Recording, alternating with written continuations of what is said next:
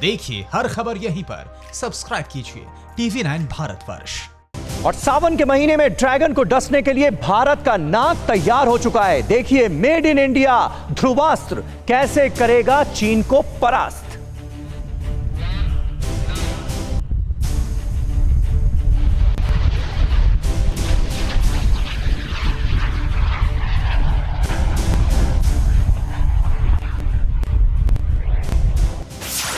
आ गया ध्रुवास्त्र, ड्रैगन होगा परास्त। जब ये नाग डसेगा, चीन पानी भी नहीं मांगेगा।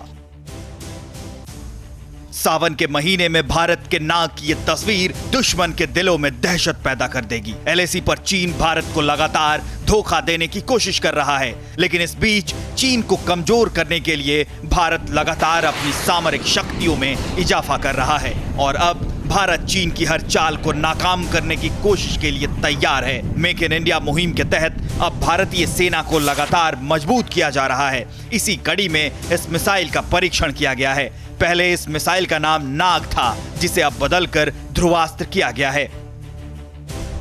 इस मिसाइल का इस्तेमाल भारतीय सेना के ध्रुव हेलीकॉप्टर के साथ किया जाएगा। इस मिसाइल को पूरी तरह भारत में तैयार किया गया है और इसकी क्षमता 4 किलोमीटर तक है।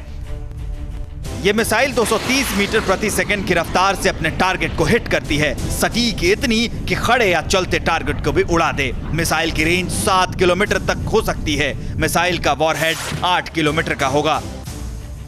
मिसाइल का वॉरहेड 8 किलोमीटर का होता है। Missile system fire and forget का फंडा अपनाता है। ये मिसाइल डायरेक्ट हिट और टॉप अटैक दोनों मोड में हमला कर सकती है। भारतीय सेना के लिए यह मिसाइल प्रोजेक्ट बेहद खास है। और चीन की वादा खिलाफी के बाद दिल्ली में वॉर लेवल की मीटिंग में ड्रैगन पर आखिरी वार की तैयारी चल रही है, जिसमें राफेल को भी शामिल करने की चर्चा है। उसका डिप्लॉयमेंट कहां हो, इस पर भी मंथन किया जा रहा है। देखिए जब राफेल आएगा तो कैसे चीन के होश उड़ाएगा।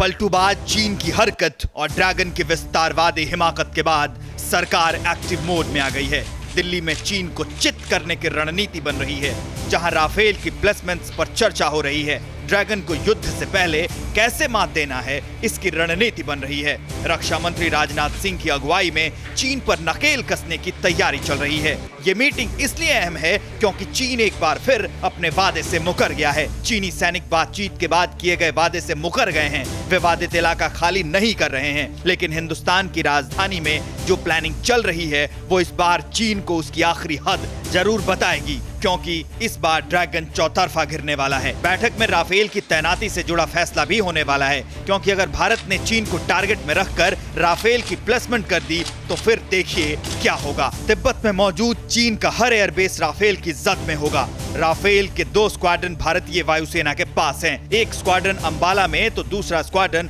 हाशिमारा में होगा। राफेल अंबाला से तिब्बत में चीन के 3 एयरबेस तक मिनटों में पहुंचेगा। हाशिमारा से तैनात होने पर अरुणाचल से चीन पर नजर रखी जा सकेगी। तिब्बत में चीन के 3 महत्वपूर्ण एयरबेस होटान, काशगर और नागरी हैं। सारे चीनी एयरबेस राफेल की जद में होंगे। इस वॉर लेवल मीटिंग में चीन को मिग सुखोई और जगुआर से भी हद में रखने पर चर्चा होगी।